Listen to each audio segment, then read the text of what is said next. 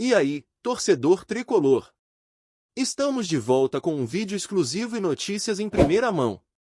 Antes de tudo, inscreva-se no canal e deixe seu like, é muito importante para receber as novidades todos os dias. Sem mais enrolação, vamos às notícias. O silêncio no auditório da coletiva foi cortante. Quando questionado sobre o clima na partida contra o Fluminense, Ian Couto, lateral direito do Borussia Dortmund, soltou uma declaração que reverberou como um trovão: "Não vejo nenhum temor nesse confronto. O Fluminense é apenas um obstáculo a mais na nossa trajetória, e um obstáculo que vamos atropelar." A frieza da frase congelou o ambiente e fez ecoar, imediatamente, a pergunta que todos se faziam: como o clube carioca absorveria tamanha afronta? O estampido midiático foi imediato. Jornalistas estrangeiros repetiam a fala em diversas línguas, enquanto a imprensa brasileira repercutia o choque com manchetes estampadas em letras garrafais. Obstáculo a mais, atropelar, confronto irrelevante, cada termo era um punhal atirado na autoestima tricolor. Dentro das quatro linhas, Renato Gaúcho respirou fundo ao receber o recado. E ele, conhecedor dos bastidores e da psicologia coletiva, sabia que ou se ignora comentários como esse e se concentra no jogo, ou se exige reação imediata. No vestiário do Fluminense, o ambiente era de tensão controlada, mas carregado de expectativa. Aquela provocação viria como combustível ou geraria um abalo? O Brasileirão coloca o Flu na quinta posição atualmente, com uma sequência animadora, 20 pontos em 11 rodadas, desempenho que remete aos títulos de 2010 e 2012. Já na Libertadores, o clube está com campanha sólida, liderando seu grupo na fase de grupos da Sul-Americana antes do mata-mata. O cenário mostra um elenco em alta, mas a inflamação emocional provocada por Ian Couto pode desequilibrar esse momento positivo. Nos gramados, pressão existe naturalmente. Mas quando um adversário de renome internacional cruzando declarações ácidas em praça pública, num cenário como o Mundial de Clubes, a tensão cresce. Rivalidade atlética ganha dimensões extras quando ataca a moral do adversário. O impacto psicológico sobre os jogadores do Fluminense pode se manifestar de formas variadas. Alguns atletas, tomados pelo espírito de revanche, afiarão a concentração e buscarão plantão emocional para provar o contrário. Outros, porém, podem se deixar contaminar, cedendo ao nervosismo e comprometendo a execução tática, sobretudo na marcação dos alas e transições rápidas do Dortmund. Renato Gaúcho tem experiência nesse tipo de situação. A capacidade de escalar um time focado, manter a disciplina emocional e transformar provocação em força são marcas do seu trabalho. Ele deverá chamar os líderes do vestiário, entre eles Cano, que estreou forte na temporada com gols decisivos, para criar uma muralha anímica capaz de negar qualquer tentativa de abalar o ambiente. A torcida do Fluminense, por sua vez, foi pega de surpresa. O torcedor nas redes sociais entrou em ebulição, os comentários variavam entre indignação e convocação imediata para lotar o Maracanã. A cobrança de elite sobre o clube aumenta quando adversários menosprezam sua importância, e o torcedor, amplificado, sente que precisa mostrar reação dentro de casa ou em qualquer palco que a FIFA escolher. A mídia esportiva brasileira respirou fundo. Em vez de tratar o confronto como mais um compromisso qualquer, o que pesou foi abrir espaço para a narrativa da revanche. Fluminense vai responder na bola, ou Dortmund provoca e Flu promete responder no campo. A pauta ganhou fôlego e transformou o duelo em página principal de programas esportivos desde ontem. Nos bastidores, ainda circulam informações sobre a estratégia do Borussia Dortmund. A declaração de Ian parece inspirada por jogadores alemães mais ariscos, que tentam plantar insegurança no adversário. É um tabuleiro de guerra psicológica em alto nível, onde o Fluminense agora está no centro do alvo. Para o torneio, especialmente no contexto do Mundial de Clubes, o impacto financeiro também não é trivial. Um desempenho fragilizado pode afetar visibilidade global e, consequentemente, patrocínios e direitos de transmissão. Um tropeço inesperado diante de um clube tido como obstáculo inferior pode entregar uma mancha no relatório institucional do Flu. Mas tudo isso agora será definido puramente dentro das quatro linhas. Quando o árbitro soar o apito inicial, as cargas emocionais acumuladas, tanto provocação quanto expectativa, podem resultar em desconforto coletivo ou, ao contrário, em um estado de foco absoluto, quase ritualístico, capaz de trazer o melhor do elenco tricolor. Os próximos dias serão decisivos na preparação emocional. Renato seguirá sua rotina, controlando coletivas, libertando os jogadores de tensões internas, reforçando a premissa de que responder é jogar. A coletiva é terreno de disputa verbal, o campo, o palco real. E lá é onde o Fluminense precisará mostrar se transformou veneno externo em vitamina interna. O vestiário do Fluminense, após as palavras de Ian Couto, tornou-se um ambiente de inquietação e unidade. Jogadores mais experientes, como Felipe Melo e Marcelo, chamaram para si a responsabilidade de conduzir o grupo por essa turbulência. Não vamos cair nessa armadilha emocional, teria dito Marcelo, segundo relatos de bastidores. A ideia é simples: blindar o grupo, transformar cada treino em concentração absoluta e, acima de tudo, usar o silêncio como resposta até o momento certo, dentro das 4 linhas. Do outro lado, o Borussia Dortmund mantém-se frio. Internamente, segundo jornalistas alemães, a declaração de Ian Couto não foi considerada fora de tom. Pelo contrário, alguns membros da comissão técnica teriam aplaudido a postura do jogador por elevar o senso de autoridade e autoconfiança da equipe. Para eles, esse tipo de discurso ajuda a criar um clima de superioridade que pode minar o moral do oponente antes mesmo do jogo. Mas o futebol sul-americano tem peculiaridades emocionais que o europeu, muitas vezes, não compreende completamente. Aqui, declarações públicas pesam mais. Viram cartazes em arquibancadas, tema de música da torcida, faixas no túnel e motivação a cada dividida. Para o torcedor tricolor, cada palavra ofensiva vira munição para o grito, para o impulso coletivo que transforma um estádio em caldeirão. No centro de treinamento do Fluminense, a comissão técnica já estuda possíveis reações adversas dos jogadores. Alguns membros da psicologia do clube estão acompanhando a preparação mais de perto. Há receio de que jogadores jovens ou emocionalmente instáveis carreguem a provocação para o campo de forma prejudicial. Por isso, o trabalho mental se intensificou. O discurso tem sido equilíbrio, resiliência e inteligência emocional. O duelo entre Fluminense e Borussia Dortmund promete ser intenso, não só tecnicamente, mas emocionalmente. Trata-se de 2 estilos contrastantes, 2 mundos que colidem. De um lado, a intensidade emocional típica do futebol brasileiro. Do outro, a frieza disciplinada do modelo alemão. E é justamente aí que o Fluminense pode encontrar uma brecha, desestabilizar o adversário com ritmo, calor, apoio da torcida e o peso da camisa. O comportamento de Ian Couto também gerou debates éticos. Alguns ex-jogadores brasileiros, agora comentaristas, questionaram a postura do atleta.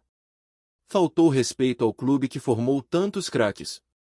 O Fluminense merece reverência, não desprezo, disse um deles. A crítica não é apenas contra a arrogância, mas contra a aparente desconexão de Ian com o cenário esportivo do Brasil, país que ainda busca a valorização de sua cultura futebolística. O técnico Renato Gaúcho, durante sua última entrevista, optou por não citar diretamente Ian Couto. Disse apenas: tem gente que fala demais antes do jogo. Eu prefiro falar depois, com a bola rolando. A resposta vem em campo. A frase caiu como um mantra entre os torcedores, que passaram a repetir a citação nas redes sociais, transformando a provocação do alemão em combustível motivacional. É inegável que o Fluminense entra em campo pressionado. Mas também é verdade que a provocação pode ter quebrado o roteiro esperado. Em vez de um jogo morno, temos agora um palco fervendo. A torcida promete comparecer em peso, mesmo se o confronto for em território neutro. A energia mobilizada pode criar um ambiente favorável para a superação.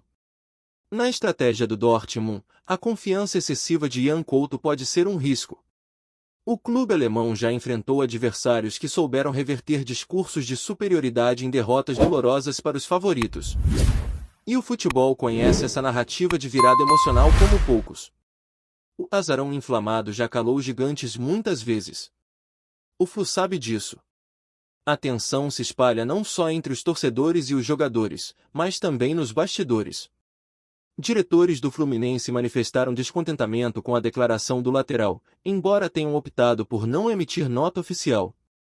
A decisão interna foi clara: manter o foco no campo, evitar clima de guerra institucional, mas registrar internamente o episódio como parte da construção emocional da partida. Nos próximos treinos, o ambiente tende a seguir fechado à imprensa.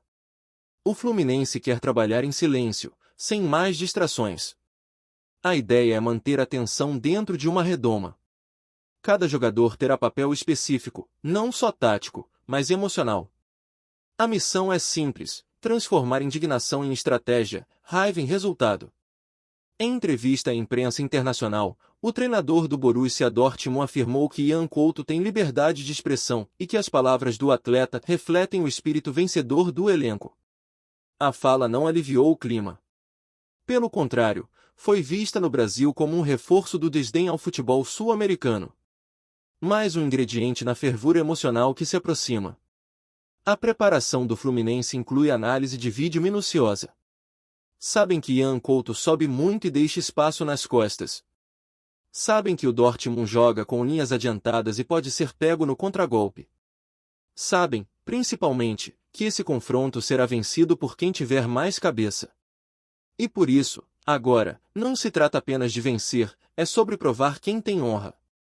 O próximo jogo agora está cercado de um enredo que extrapola o futebol.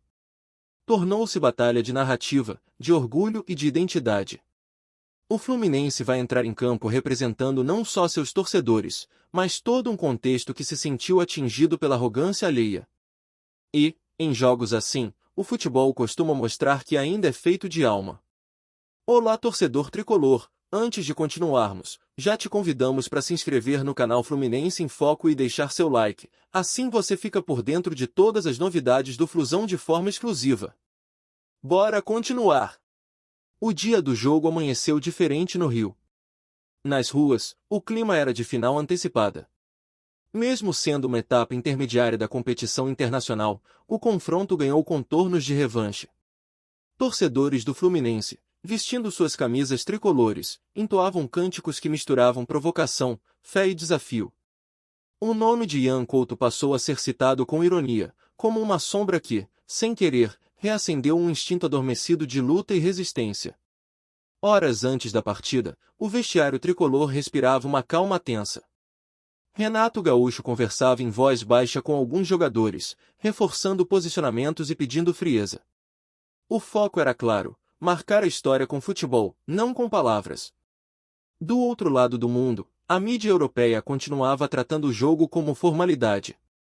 Mal sabiam que o que estava prestes a acontecer extrapolaria qualquer previsão estatística.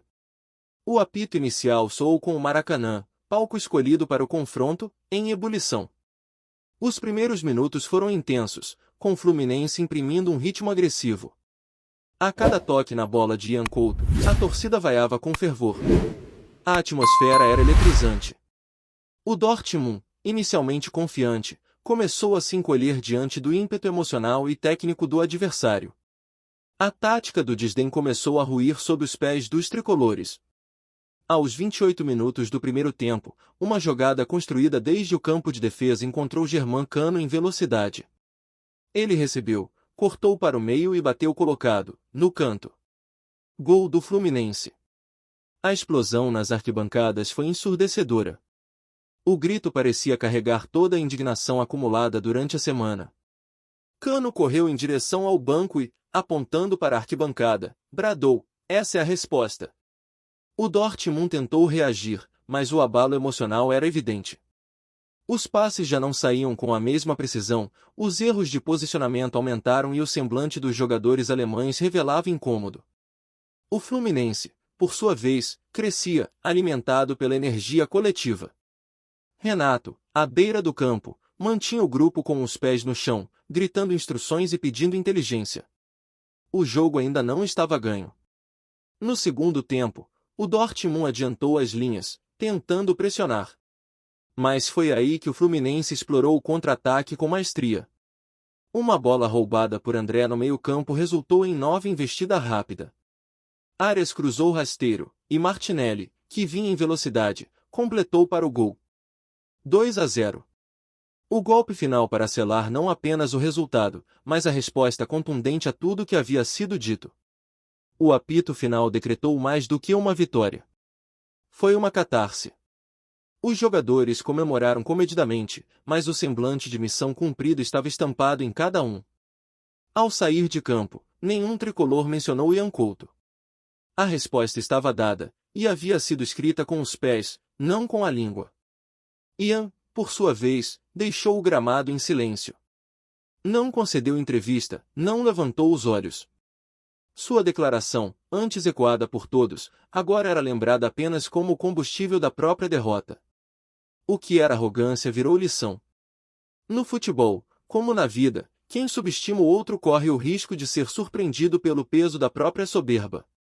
A imprensa internacional, que antes tratava o Fluminense com frieza, agora se curvava à atuação impecável. Manchetes exaltavam a garra, a técnica e o espírito guerreiro brasileiro.